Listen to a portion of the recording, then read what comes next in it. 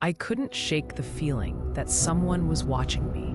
It wasn't the unsettling sensation you'd expect in a dark alley or an empty parking lot. It was more like a persistent thought, quietly buzzing away in the back of my mind. I should have dismissed it, but somehow it stuck with me. I live alone in a modest two-bedroom apartment on the outskirts of town. My daily life tends to blend together, filled with my work at the local credit union. My routine is quite predictable. I wake up, sip my coffee while checking emails, and head off to crunch numbers at my desk. Evenings often find me sinking into the familiar hum of the TV, half paying attention to whatever's on while I scroll through my phone. One chilly Wednesday, as I flipped through the channels, I noticed that my TV had started acting up, the screen glitching occasionally and displaying jagged lines that flickered briefly before fading. I shrugged it off, thinking it was just an old problem, something that happens after years of use. A quick reset should have fixed it, but it didn't. I convinced myself it was just a minor inconvenience, not worth stressing over. The days blurred together after that, and I continued to ignore the flickering screen, even as the sensation of being watched intensified a bit. I attributed it to my imagination and decided to invite my friend Sarah over, thinking some company might help. When she arrived that Saturday afternoon, we engaged in light conversation. I was eager to distract myself from the unease that had become a constant background noise in my mind. We talked about our jobs, snacked on popcorn, and debated different ghost stories we'd read. As we settled in front of the TV and pushed aside the clutter, I felt a sense of normalcy returning as we turned on a horror movie. I lost myself in the plot, laughing with Sarah at the silly cliches and groaning at the predictable jump scares. I leaned back against the couch, allowing my mind to wander as the movie played.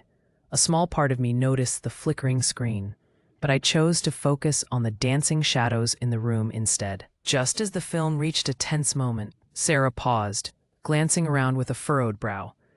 "Do you ever feel like something isn't right here?" What a silly thought. I initially dismissed it with a chuckle. "It's just a movie. You're not getting scared, are you?" She laughed nervously, but I caught the hint of concern in her eyes. "No, not really about the movie. Just, I don't know. It feels like someone is watching us." For a moment, annoyance flickered within me, but I chose not to dismiss her completely. Instead, I gently steered the conversation back to the movie, yet her words lingered, planting a seed of unease in my mind. Later that evening, after Sarah left, I locked the door behind her. The silence that followed felt heavy. I moved to the couch, tempted to check the glitches on the TV, but something held me back. Instead, I surrendered to the thought of warm, inviting sleep. I turned off the lights and cuddled under the covers. The next day, I awoke later than usual, rubbing my eyes against the bright morning light.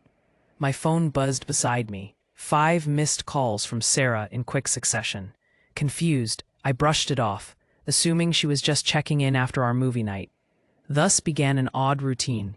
Each day, I woke feeling disoriented, and the sensation of being watched grew stronger. I dismissed it as work stress, yet something felt off in my home. The TV continued to flicker, exhibiting different patterns as if trying to communicate with me. That first week slipped by in a haze of anxiety.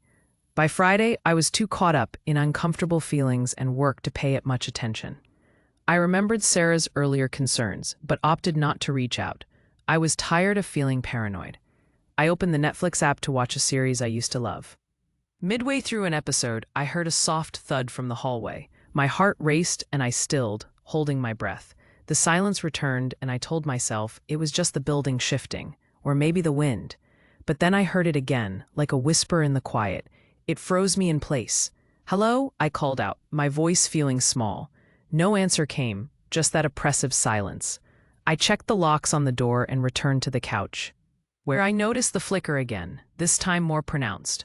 I recalled Sarah's concern and felt a prick of apprehension, yet I tried to push it aside. I picked up the remote, hesitated, and ultimately decided not to engage with the glitching screen any longer. I didn't want to feel foolish worrying about it. Days turned into a blur of dark experiences, where sleep overtook me at odd hours, and I hardly recognized the feeling of being awake. The air felt thick around me, and I frequently saw fleeting shadows out of the corner of my eye, quickly dismissing them. Then, one particularly dreary afternoon, I lost track of time while scrolling my phone. I realized only after the sun had set, casting my living room into darkness, illuminated only by the flickering glow of the TV. And then it happened. A loud knock echoed against the door, jolting me awake. I stood frozen, the sound resonating in my chest.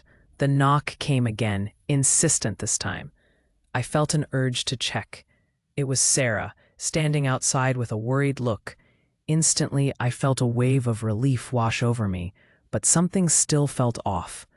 "Hey," she said, biting her lip. "I thought you were in trouble. I tried calling all week. Are you okay?" "Yeah, I'm fine," I replied with a shrug. "Just busy." But Sarah didn't seem convinced. "Can I come in?" I hesitated, but stepped aside, letting her enter. Her gaze swept through the room, landing on the TV screen.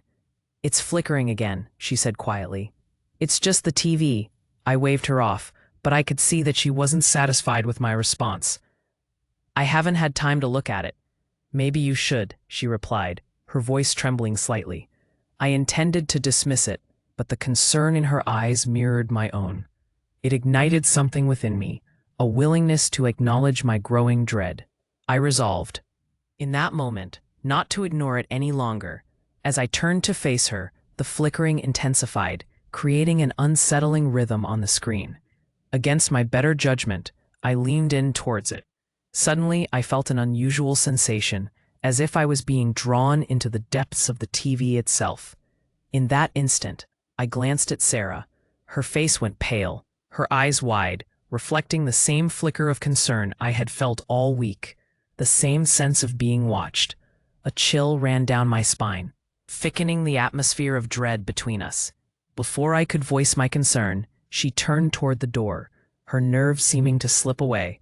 "Sarah, wait," I called after her, confusion knotting within me. In that moment, I heard it, the faint whispering resonating in the silence, hauntingly familiar. It tugged at the edges of my memory but slipped away as quickly.